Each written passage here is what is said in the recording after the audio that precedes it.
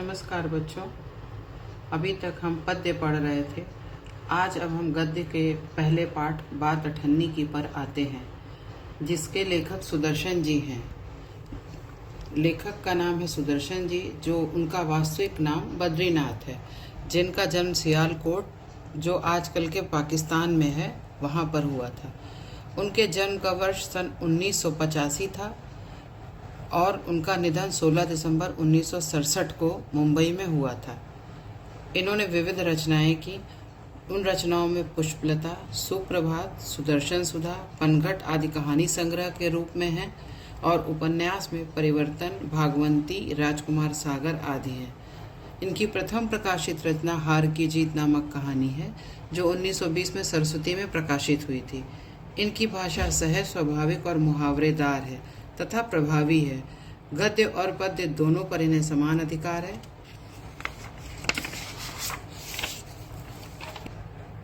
इसके अतिरिक्त फिल्मों की पटकथा एवं गीत का लेखन भी इन्होंने किया है। आज हम इनकी कहानी बात अठन्नी की करते हैं। इस कहानी में मुख्यतः 4 पात्र हैं, दो नौकर और 2 मालिक। रसीला नामक नौकर है, जो इंजीनियर बाबू जगत सिंह का नौकर है, और मियाँ रमजान, जो जिला मजिस्ट्रेट श्री शेख सलीमुद्दीन साहब का नौकर है।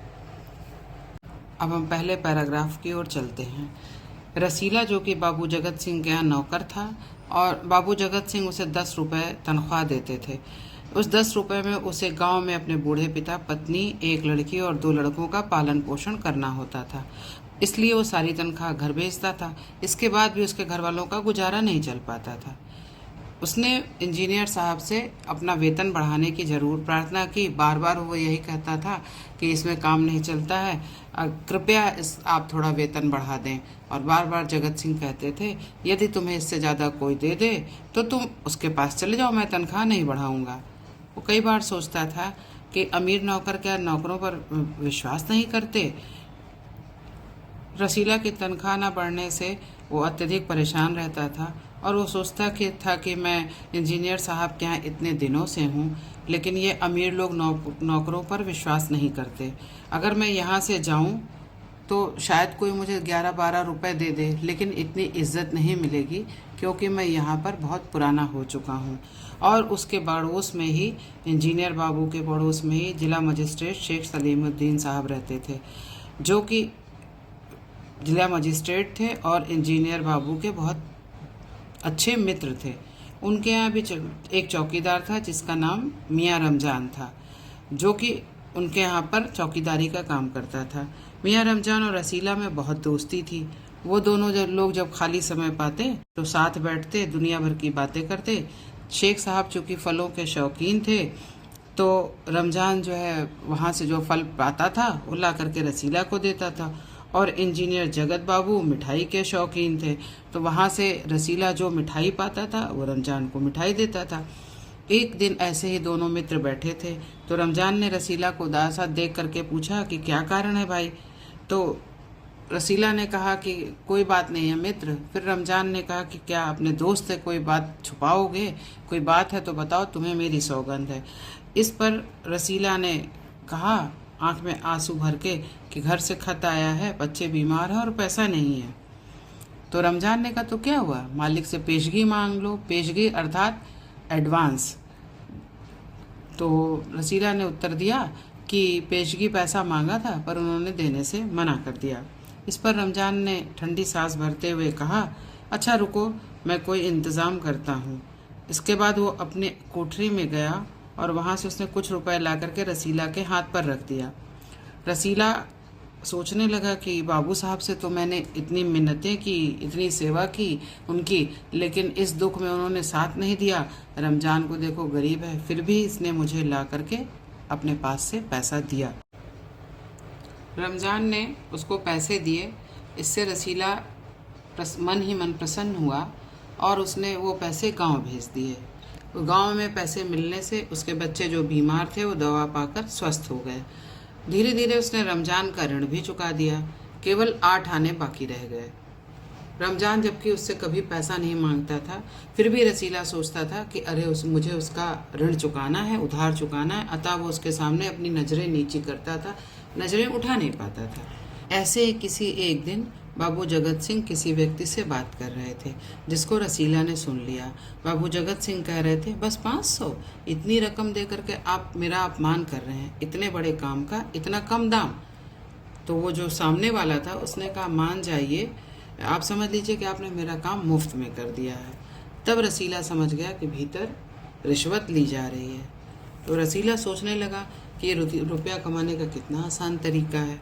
मैं सारा दिन मजदूरी करता हूँ, तब महीने के अंत में मुझे 10 रुपये मिलते हैं, और ये लोग आपस में बात करके ही इतने बड़े बड़े पैसे ले लेते हैं। ये बात सोचते सोचते वो बाहर आ गया और उसने बगल में जो रमज़ान उसका मित्र था उसे सारी बात बताई। तो रमज़ान ने कहा, बस इतनी बात? अरे हमारे साहब जो हैं, शेख साहब, वो तो तुम्हारे साहब के भी गुरु हैं, अर्थात उनसे भी 2 कदम आगे हैं। उन्होंने भी आज एक व्यक्ति को फंसाया है जो कम से कम 1000 रुपये लेंगे। क्या करोगे भैया? हमें तो नहीं पता कि गुनाह का फल मिलेगा या नहीं, लेकिन इतनी ही कमाइयाँ जो ये लोग करते हैं, इसी के कारण ये बड़ी बड़ी कोठियों में रहते हैं, और हम हैं कि जो दिन भर मेहनत करते हैं फिर भी हमारे हाथ में कुछ नहीं आता। यहाँ पर अमीर और गरीब के धन कमाने का एक तरीका बताया गया है कि अमीर 10 तरीके से धन कमा करके अमीर होता है, जबकि गरीब दिन भर परिश्रम करता है, मजदूरी करता है, फिर भी उसके पास सिर्फ उतने ही पैसे आते हैं जितने में वो अपनी दाल रोटी चला सके। इसके बाद रसीला सोचने लगा कि अरे, मुझे तो मेरे साहब इतने पैसे देते हैं, फिर भी मैंने कभी उसमें से एक भी पैसा नहीं निकाला। अगर मैं उसे में से एक एक आना भी निकाल लेता तो मेरे पास बहुत अधिक पैसा हो जाता। तभी इंजीनियर साहब ने उसको आवाज़ लगाई, रसीला, दौड़ के 5 रुपए की मिठाई ले आ। रसीला ने, जो कि वो सोच ही रहा था बेईमानी करने के बारे में, वो गया और उसने 4.5 रुपए की मिठाई खरीदी और रमज़ान को अठन्नी लौटा दी, जिससे कि रमज़ान का पूरा पैसा चुक गया। बाबू जगत सिंह ने लेकिन मिठाई देखी तो कहे, अरे क्या ये मिठाई 5 रुपए की है? तो रसीला ने डरते डरते कहा, हाँ 5 रुपए की है हुजूर। लेकिन चूंकि वो झूठ नहीं बोलता था, इसलिए झूठ बोलने के कारण उसके चेहरे का रंग उड़ गया। बाबू जगत सिंह समझ गए कि इसने कुछ तो गड़बड़ किया है। उन्होंने रसीला से फिर पूछा, लेकिन रसीला ने फिर वही वापस कहा। इस पर उन्होंने रसीला के मुंह पर एक तमाचा मारा और कहा कि तुम झूठ बोलते हो, तुम जहाँ से इसे लाए हो, चलो ज़रा मुझे दिखाओ वो जगह। तो रसीला ने कहा कि हुजूर, अगर मैं झूठ कहता हूँ तो फिर इसके आगे वो कह ही नहीं पाया। तब तक बाबू जगत सिंह जो है उसके ऊपर चिल्लाने लगे और उन्होंने कहा, अभी सच झूठ का पता चल जाएगा, अभी सारी बातें तुम उस हलवाई के पास ही करना जहाँ से तुम मिठाई लाए हो। यह सुनकर रसीला बुरा फंस गया, क्योंकि वो तो झूठ बोल करके लाया था, उसने 8 आने का गबन किया था। अब वो हलवाई के पास कैसे जाता? उसके पास कोई रास्ता नहीं बचा था। अतः उसने अपने मालिक जगत सिंह से कहा कि माई बाप, गलती हो गई, इस बार क्षमा कर दें। अब इंजीनियर साहब यह सुनकर उनकी आंखों में गुस्से के मारे चिंगारी निकलने लगी और उन्होंने बड़ी निर्दयता से रसीला को पीटा और पीटते हुए पुलिस थाने ले गए। सिपाही के हाथ में 5 का नोट रखा उन्होंने रिश्वत के तौर पे और कहा, मनवा लेना। मनवा लेना मतलब इतना मारना कि रसीला अपना अपराध स्वीकार कर ले। किस लिए? कि लातों के भूत बातों से नहीं मानते, ऐसा कहा जगत सिंह ने, ऐसा उनका मानना था। दूसरे दिन मुकदमा आया सलीमुद्दीन शेख के कचहरी में। रसीला ने तुरंत अपना अपराध स्वीकार कर लिया, क्योंकि वो जानता था कि वो अब बच नहीं सकता, इसलिए उसने कोई बहाना नहीं बनाया।